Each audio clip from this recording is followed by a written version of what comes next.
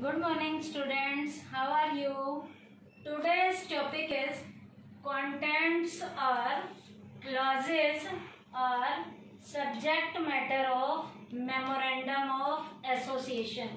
बेटा आज के टॉपिक में हम मेमोरेंडम ऑफ एसोसिएशन के कंटेंट पढ़ेंगे, या तो इन्हें हम कंटेंट कहेंगे या क्लॉजेस कहेंगे या सब्जेक्ट मैटर के अंदर इसे इंक्लूड करेंगे।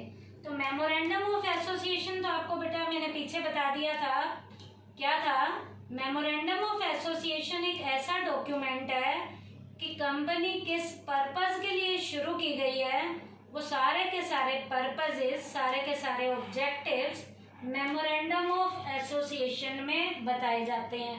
तो अब मेमोरेंडम ऑफ एसोसिएशन के कंटेंट में बेटा 6 कंटेंट्स हैं, 6 क्लोजेज हैं, जिसमें पहले क्लोज का नाम है नेम क्लोज, दूसरे का सिचुएशन, तीसरा ऑब्जेक्ट, चौथा लायबिलिटी, पांचवा कैपिटल और छठा है बेटा एसोसिएशन और सब्सक्रिप्शन क्लोज।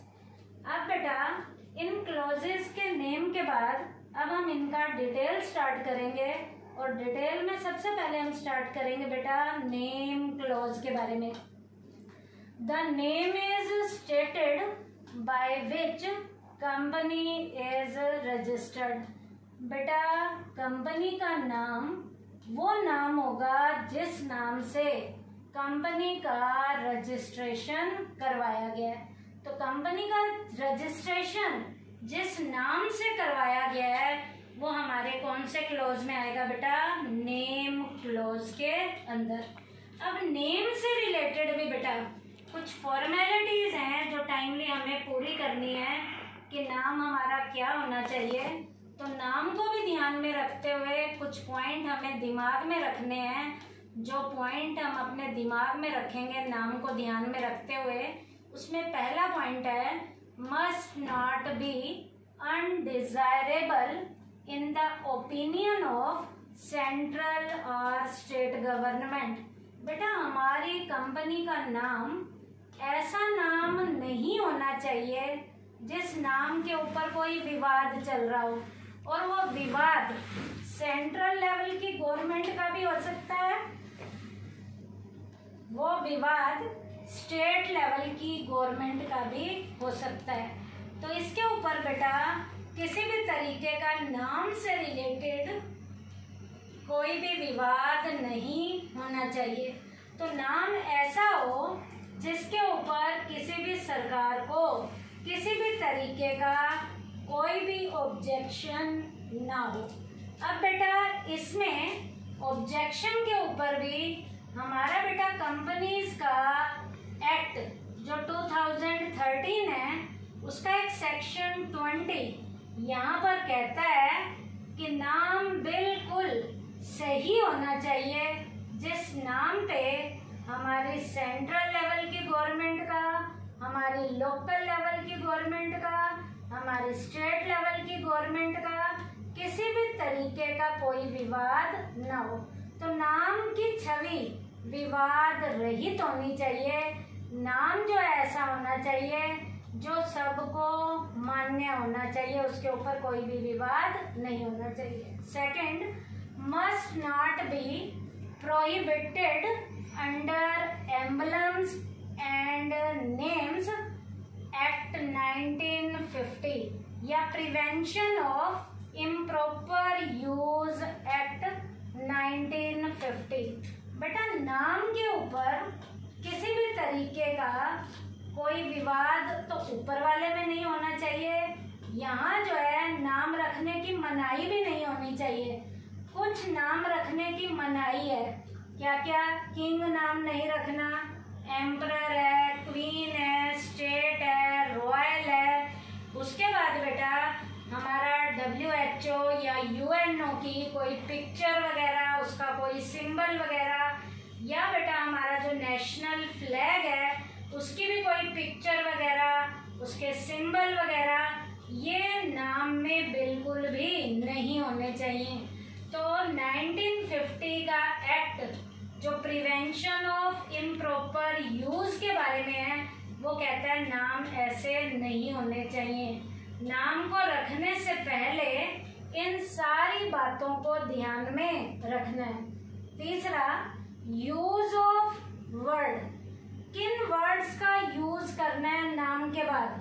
लिमिटेड और प्राइवेट लिमिटेड।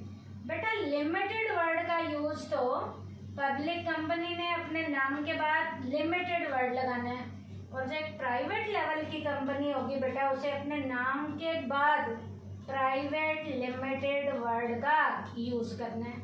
तो नाम के बाद public company only limited word का यूज करेगी और प्राइवेट कंपनी बेटा प्राइवेट लिमिटेड वर्ड का यूज करेगी।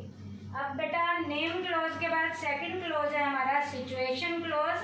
सिचुएशन का मतलब है स्थिति। कंपनी किस स्टेट के अंदर रजिस्टर्ड है, उस स्टेट के अंदर भी कंपनी का रजिस्टर्ड ऑफिस कहाँ पे है, उसका पूरे प्रॉपर प्लेस को बताना है, किस जगह पे है, फुल नेम क्या है उसका एड्रेस क्या है। तो सिचुएशन क्लॉज क्या बताता है बेटा?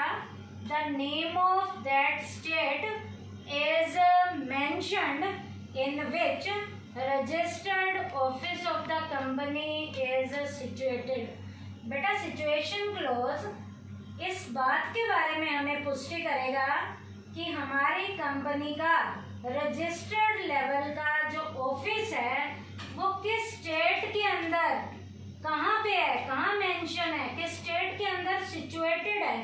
तो सिचुएशन क्लॉज उस स्टेट की पूरी प्रॉपर सिचुएशन के बारे में बताएगा जिस स्टेट के अंदर हमारी कंपनी का रजिस्टर्ड लेवल का ऑफिस है। अब बेटा हमें ये भी बताना है कि हमारी जो वो रजिस्टर्ड लेवल की कंपनी है वो इंडियन कंपनी है या फॉरेन कंपनी है, कंपनी का पूरा नाम क्या है, उसका पूरा प्रॉपर एड्रेस क्या है, वो किस प्रॉपर प्लेस पे है, ये सारी फॉर्मेलिटीज बेटा सिचुएशन क्लॉज के अंदर बताई जाएंगी। और बेटा सिचुएशन क्लॉज के अंदर और क्या बताया जाएगा?